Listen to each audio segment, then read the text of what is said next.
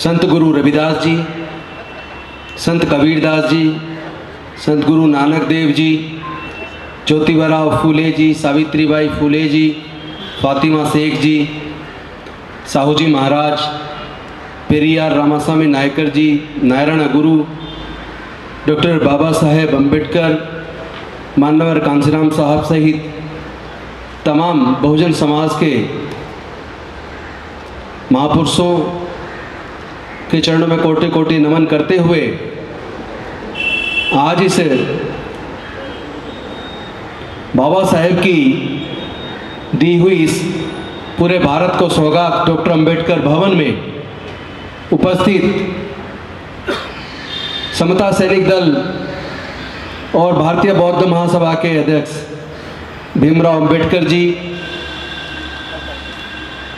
और वर्षों से हमारे साथ या हम कहें हम उनके साथ पूरे देश में समता का आंदोलन चलाते हुए बेजुबानों की जुबान बनकर संघर्ष करते हुए यहाँ तक पहुँचे माननीय उमेश सिंह गौतम जी, निशांत जी,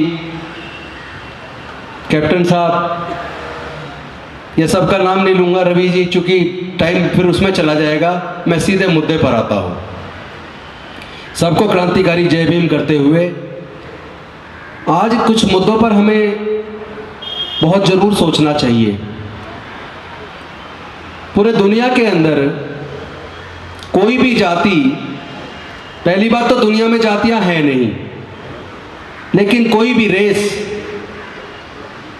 पूरे दुनिया में इतने लंबे समय तक गुलाम नहीं रही जितने लंबे समय तक भारत में भारत के मूल निवासी बहुजन समाज के लोग लगभग 3,500 साल गुलाम रहे। ऐसे कौन से कारण हैं जिनकी वजह से ये गुलामी इतनी लंबी चली? इस पे चिंतन करने की जरूरत है। जब इस पे चिंतन करते तो समझ में आता है कि हिंदू धर्म के धर्मशास्त्रों में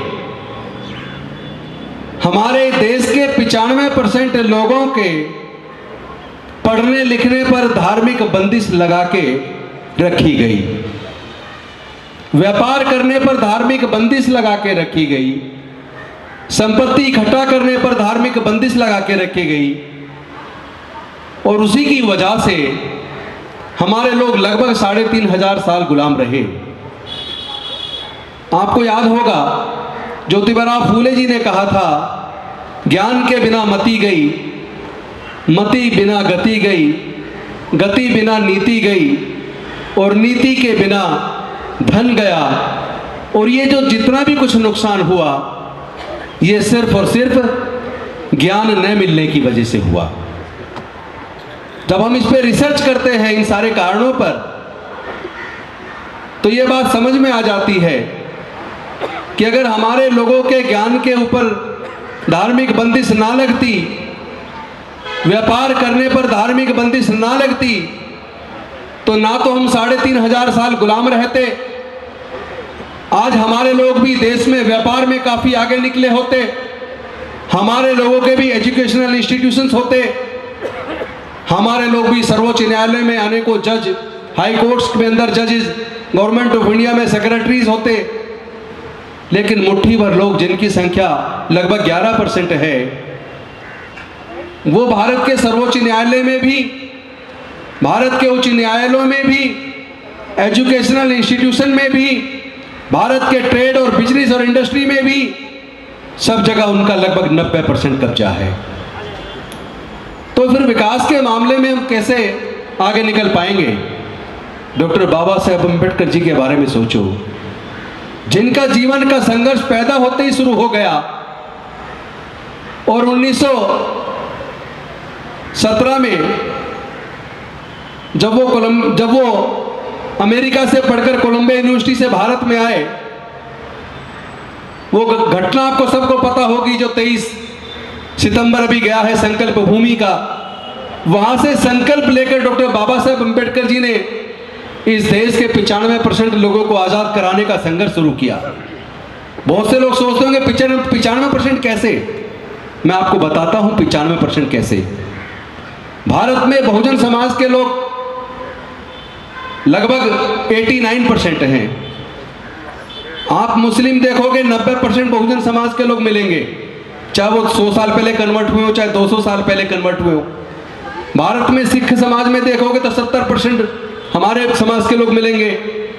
ईसाई 100 में से 100% हमारे समाज के लोग मिलेंगे। आप ओवरऑल देखो, जितनी भी महिलाएं हिंदू धर्म में हैं उनकी स्थिति भी बिल्कुल हिंदू धर्म शास्त्रों में अछूतों जैसी है। इसलिए मैंने कहा 95% लोगों को आजादी दिलाने का संकल्प डॉक्टर बाबा साहेब अम्बेडकर जी ने न केवल किया बल्कि उसको सफलतापूर्वक पूरा भी किया। और हम लोग को ये सोच के शर्म आती है कि डॉक्टर बाबा साहेब अम्बेडकर जी ने इस सारी बीमारी की जड़ को समझ लिया और उसका फिर इलाज खोज लिया। और 14 अक्टूबर 1956 को जब उन्होंने बुद्ध के धम्म की दीक्षा ली, तब उन्होंने कहा कि मेरा सपना है मैं भारत को बौद्ध में बनाऊंगा। अनफॉर्चुनेटली 1 महीने 22 दिन बाद ही डॉक्टर बाबा साहेब अम्बेडकर महापरिनिर्वाण को प्राप्त हो गए और वो बाबा साहेब का सपना भारत को बौद्ध में बनाने का सपना रह गया। कभी कभी हमें अपने ऊपर शर्म आती है। हमारे अनेकों नेता आए, समाज सुधारक आए, और हम जिनकी वजह से हमें आज़ादी मिली, जिनकी कुर्बानी से हम जज, इंजीनियर, डॉक्टर, वकील और बड़े बड़े प्रोफेसर, बड़े बड़े ऑफिसर्स बने, हम सारे मिलकर बाबा साहेब के उस सपने को साकार न कर पाए। हमने अब संकल्प लिया है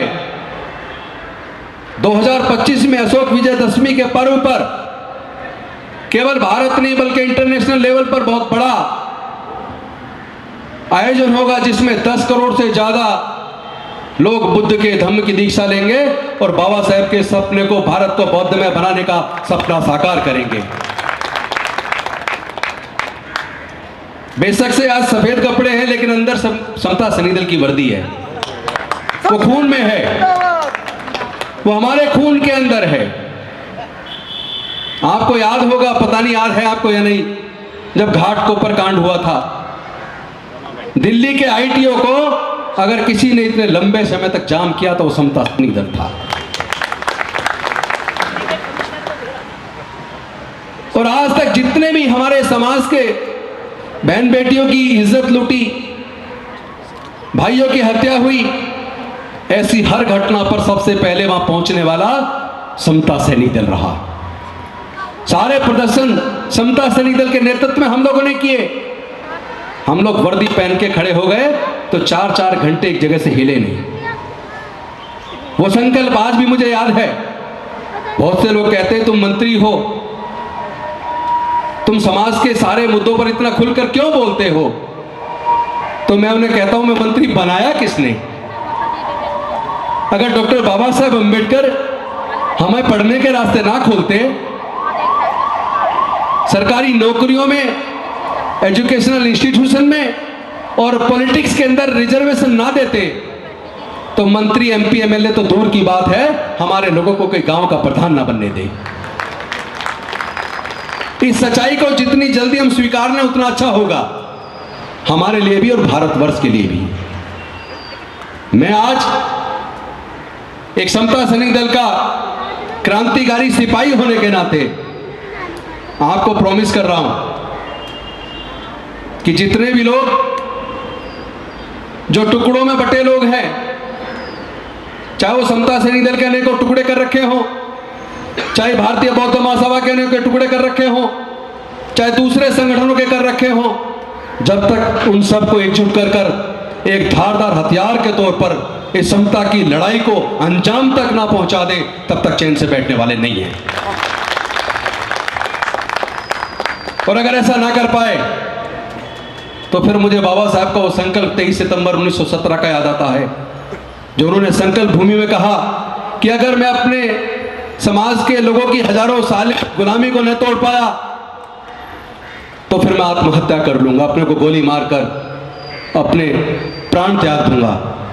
तो अगर हम भी अपने समाज को अगर सही दिशा में ले जाकर, क्योंकि अभी खतरा टला नहीं है, जो कुछ हमें बाबा साहेब ने दिया था, जो हमारे आगे बढ़ने के रास्ते एजुकेशन के माध्यम से और रिजर्वेशन के माध्यम से खोल दिए थे, सरकारों ने सोची समझी साजिश के तहत वो रास्ते दोबारा से बंद कर दिए हैं।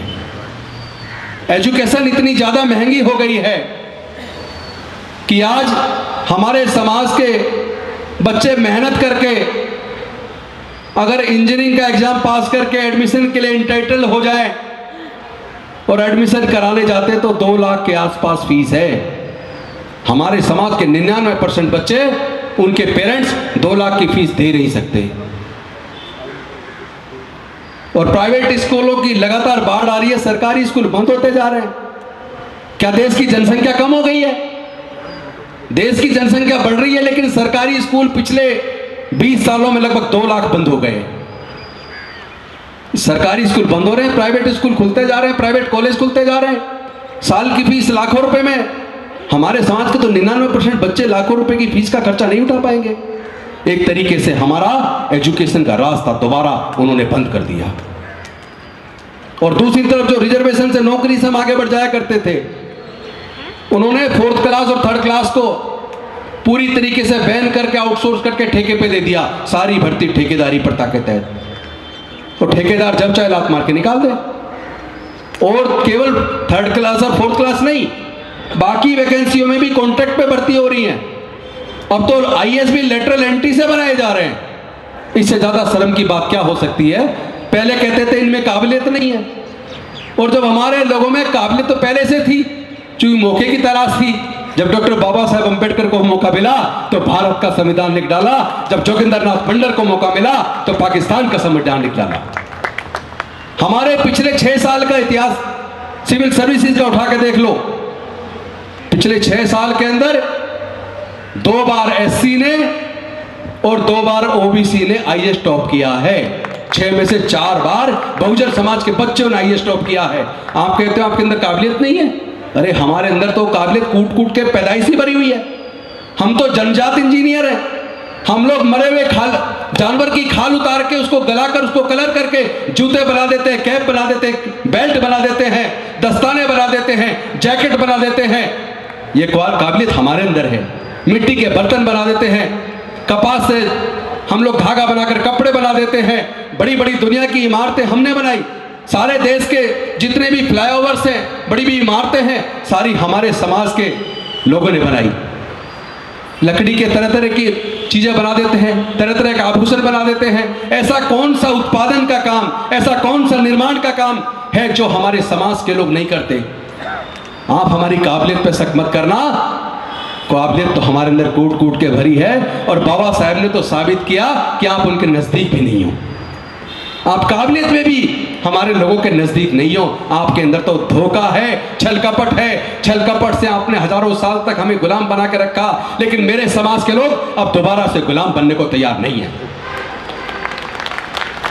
आज समता सैनिक दल को इस मंच से संकल्प लेना पड़ेगा कि जो इन्होंने ठेकेदारी प्रथा देश में लागू करके हमारे बच्चों के भविष्य को अंधकार में बदलने की कोशिश की है, हमारे लोगों की सरकारी नौकरियां छीन ली है, हमारे लोगों से एजुकेशन छीन ली है, उस अधिकार को दोबारा सुनिश्चित करने के लिए समता सैनिक दल भारतीय बौद्ध महासभा पूरे देश के अंदर जन आंदोलन चलाएगी, लोगों को जागरूक करेगी। और जो बाबा साहब ने हमें संविधान के द्वारा जो अधिकार दिए थे, उन अधिकारों को दोबारा से सुनिश्चित करने का संघर्ष हम करेंगे। कहने को बहुत सारी बातें हैं, लेकिन मेरा तो 1-1 मिनट का शेड्यूल पूरा बना हुआ है। अभी आपको पता होगा सामनेर पवज्जा शिविर 11 दिन का शिविर चल रहा है, उसमें भी पहुंचना है। और 4 बजे तक का टाइम मैंने उम्मेद सिंह जी से मांगा था, 4:15 होगी तो मेरी गलती होगी, 15 मिनट तो मैंने ही कर दिए। मैं अपनी वाणी को इन शब्दों के साथ समाप्त करूंगा। आप बिल्कुल धैर्य रखिए, आपके साथ हर तरह की ताकत के साथ हम सब मिलकर खड़े होंगे और इस लड़ाई को हर कीमत पे हम जीतेंगे। लेकिन ये हमें ध्यान रखना होगा, जब पूरे दुनिया के अंदर जातियां नहीं है तो भारत में जातियां क्यों? और इस जाति की वजह से हमारा नुकसान हुआ है, और इस जाति की वजह से कुछ खास वर्गों का फायदा हुआ है। इन जातियों को भी निस्तनाबूद करना होगा। इसलिए हमने नारा दिया, जाति छोड़ो समाज जोड़ो, जाति छोड़ो समाज जोड़ो। मिशन जय भीम के माध्यम से हमने इस सपने को साकार करने का संकल्प लेकर हमने शुरुआत की है। लेकिन मैं ये चाहता हूं कि ये जो भारत को बौद्ध में बनाने का सपना है, हम वैसे कुछ में मेहनत करें पर उसका नेतृत्व भारतीय बौद्ध महासभा करे और इसका पूरा चारों तरफ का जो संघर्ष का मार्ग है उसको समता सैनिक दल तैयार करे। हम तो समता सैनिक दल की वर्दी अभी रखी है घर पे, अभी भी पहन के उसको चलने के लिए तैयार है। निशान जी को याद होगा इसी प्रांगण में कभी जूडो कराटे की या लाठी चलाने की मैं खुद ट्रेनिंग दिया करता था यहाँ। तो वो शिविर लगाने का समय दोबारा आ गया है। पूरे देश में समता सैनिक दल की संज्ञायन लगाने का और प्रशिक्षण शिविर लगाने का काम दोबारा आ गया है। और मैं आपको कह रहा हूँ, चाहे मैं मंत्री के तौर पे कितना ही बिजी हूँ, पर प्रशिक्षण शिविर में ट्रेनिंग देने के लिए मैं आज भी अवेलेबल हूँ और पूरे देश के कोने कोने में अवेलेबल हूँ। मैं पूरी तरीके से तैयार हूँ। ये मूवमेंट चलना चाहिए, क्योंकि हम अगर ये मूवमेंट नहीं चल पाया तो हम लोग बाबा साहब को चेहरा नहीं दिखा पाएंगे और हम इस तरह मरना नहीं चाहते मुर्दों की तरह। समता सैनिक दल के लोग मुर्दे नहीं है, हाँ जरूर कहीं कहीं सो गए हैं, उनको जाके जगाने की जरूरत है। सिंह तो सिंह होता है, जब वो दहाड़ मारता है तो अच्छे अच्छे काम जाते हैं। तो हमें अपने शेरों को जगाने की जरूरत है। होके मायूस नायूस शाम से डलते रहिए, जिंदगी भोर है सूरज से निकलते रहिए। एक ही पांव पे ठहरोगे तो थक जाओगे, धीरे धीरे ही सही राह पे चलते रहिए। बहुत बहुत धन्यवाद। नमो बुद्धाय, जय भीम।